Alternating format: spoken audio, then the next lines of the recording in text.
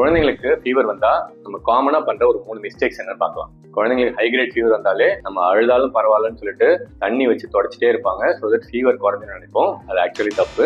நம்ம தண்ணி வச்சு துடைக்கும் போது ஸ்கின் டெம்பரேச்சர் தான் குறையுமே தவிர்த்து குழந்தைங்களோட core body temperature actual fever குறையாது. இது அவங்களுக்கு ஜஸ்ட் ஒரு கம்ஃபர்ட் கொடுக்கறதுக்காக பண்றது. ஸோ இந்த விஷயத்த பண்ணணும் அப்படின்னா வெதுவெதுன்னு தண்ணி லியூக்கோ வாட்டர்ல பண்ணணும். And at the same time குழந்தைங்க அழாம கம்ஃபர்டபுளா இருந்தா மட்டும் பண்ணுங்க. அவங்க அழுக தொடச்சி வரல யூஸே கிடையாது. ரெண்டாவது தப்பு, குழந்தைங்களுக்கு ஃபீவர் வந்தாலே நிறைய பேர் டாக்டர்கிட்ட வந்து ஆன்டிபயோட்டிக் கொடுங்க அப்படின்னு கேட்கறாங்க.